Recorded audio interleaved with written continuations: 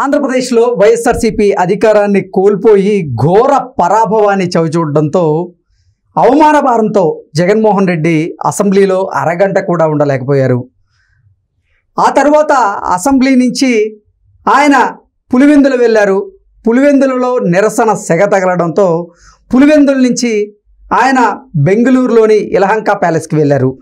అక్కడ కూడా మా పంచాయతీలు ఏంటో తేల్చండి అంటూ కొంతమంది నాయకులు అక్కడికి క్యూ కట్టడంతో అక్కడి నుంచి ఆయన మళ్ళీ తాడేపల్లి ప్యాలెస్కి వచ్చినటువంటి నేపథ్యంలో తాడేపల్లి ప్యాలెస్లోనే జగన్మోహన్ రెడ్డి ఉండబోతున్నాడా, లేదంటే మరెక్కడికైనా మారేటువంటి అవకాశం ఉందా?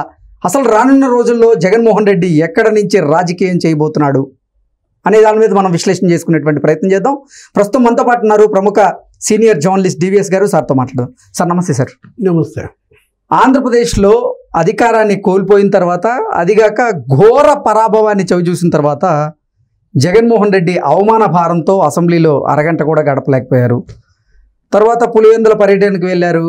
అక్కడ ఆయనకి ప్రజల నుంచి పెద్ద ఎత్తున నిరసన సెగ తగలడంతో ఆయన మళ్ళీ అక్కడి నుంచి బెంగళూరుకు వెళ్ళిపోయారు. బెంగళూరులో బస చేస్తున్నటువంటి నేపథ్యంలో వైసీపీ నాయకులు కూడా అక్కడికి క్యూ కట్టడం, మా పంచాయతీలు ఏంటో తేల్చండి అంటూ ఆయన ప్రశ్నించడంతో అక్కడ కూడా మనశ్శాంతి లేక ఆయనకి మళ్ళీ ఆయన తాడేపల్లి ప్యాలెస్కి తిరిగి వచ్చారు.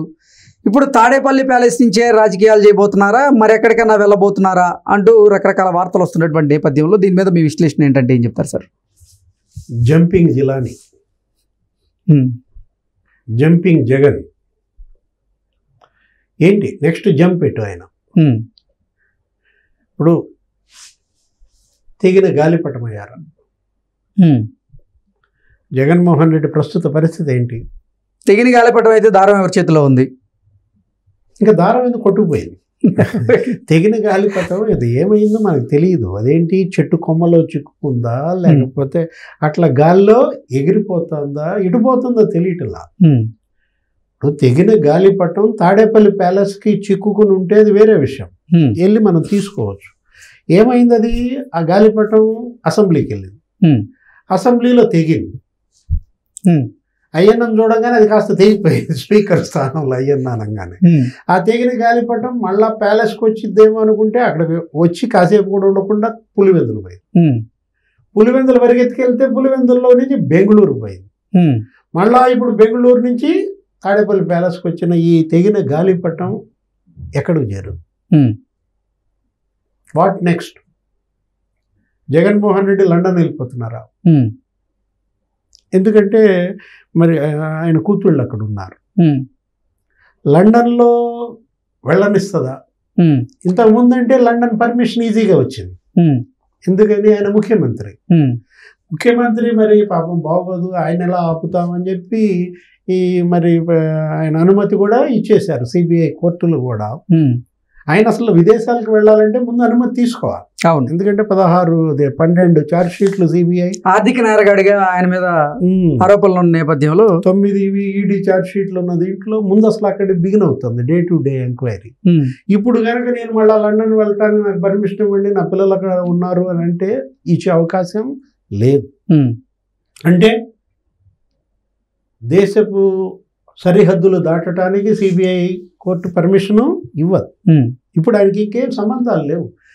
ఏది దావోస్ పోతా పెట్టుబడులు తెస్తా అంటానికి కుదరదు. లేదు విదేశాల్లో పర్యటించి అక్కడికి ఇన్వెస్ట్మెంట్స్ నేను సీఎంగా తెప్పిస్తానంటే కుదరదు. ఇప్పుడు ఆయన ఎక్స్ సీఎం, పైపెచ్చు తీవ్ర అభియోగాలు ఉన్న దీంట్లో మరి డే టు డే ఎంక్వైరీ ప్రారంభమవుతున్న దాంట్లో కోర్టులకు వెళ్ళాలి. ఏం చేయాలి? ముందు నుయ్యి వెనక్కి పోయి అటు అసెంబ్లీకి బాలేడు. అసెంబ్లీ అంటే నుయ్యి అనమాట.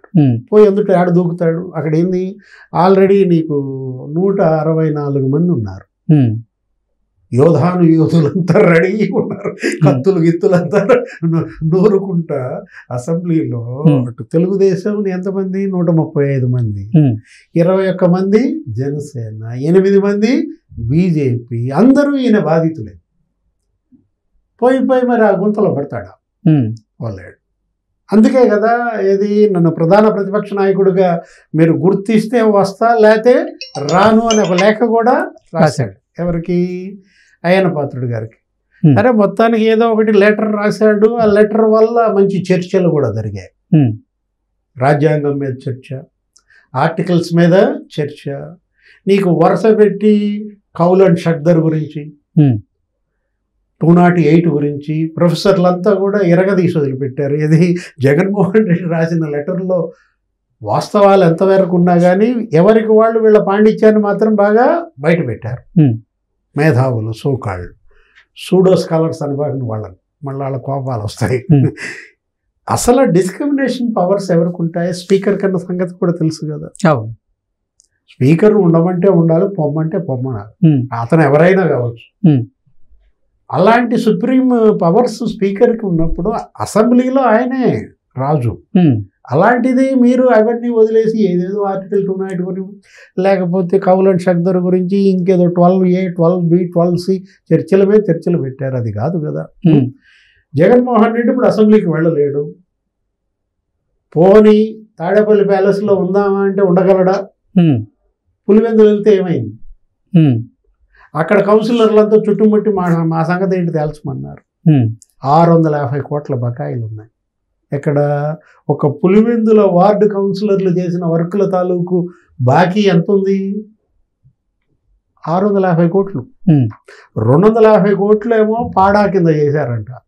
అదే పులివెందుల అర్బన్ డెవలప్మెంట్ అథారిటీ. 400 కోట్లకి మొత్తం అన్ని వర్కులు కలిసి, ఇతరత్ర వర్కులన్నీ కూడా 650 కోట్లు. మరి ఏంటంటే మా పరిస్థితి, మేము సూసైడ్ చేసుకోవడం తప్ప లేదు. మున్సిపల్ చైర్మన్, ఆ తర్వాత మనోహర్ రెడ్డి, ఇంకా వాళ్ళందరూ కూడా గొడవలు చేసిన పరిస్థితుల్లో అవినాష్ రెడ్డి ఉన్నాడుగా అన్నాడంట. అవినాష్ రెడ్డి ఒక్కసారి బ్లాంక్. నా పేరు చెబుతాడు, 600 కోట్లు నేను ఎక్కడ తెచ్చి కట్టాలి ఇప్పుడు? నేను అసలు ఎన్ని రోజులు బయట ఉంటానో నాకే తెలియదు. ఎప్పుడు నన్ను లోపలేస్తారో తెలియని పరిస్థితి. ఒక ఎంపీ టికెట్ 600 కోట్లు అనుకుంటారేమో. 650 కోట్లకి షూరిటీ అవినాష్ రెడ్డిని పెట్టి అక్కడ భయపడ్డాడు. మొత్తానికి ఇక్కడ కూడా నన్ను ప్రశాంతంగా ఉండనీరా అని చెప్పి చాలా, నేను మా కుటుంబం మేము మీకోసమే రాజకీయం చేశాం. ఏది జగన్మోహన్ రెడ్డి, రాజశేఖర్ రెడ్డి, వివేకానంద రెడ్డి వాళ్ళ కుటుంబం రాజకీయం చేసిందే వాళ్ళ కోసం అంట, ప్రజల కోసం, కౌన్సిలర్ల కోసం. వాళ్ళు పాపం వాళ్ళు ఏం సంపాదించుకున్నారు? ఇప్పుడు 650 కోట్ల అప్పుల్లో పడ్డారు. మీరేమో లక్షల కోట్లు మీరు సంపాదించుకుని వాళ్ళ కోసం రాజకీయం చేశామంటే నమ్ముతారా? అసలు ఇప్పుడు ఒక్క పులివెందుల్లోనే 650 కోట్ల పంచాయతీ తట్టుకోలేక నువ్వు బెంగళూరు పారిపోయావే. 5 రోజుల షెడ్యూల్ 3 రోజులకి కుదిర్చేసుకుని బెంగళూరు వెళ్ళిపోయి అక్కడ 6 రోజులు తలదాచుకున్నావే.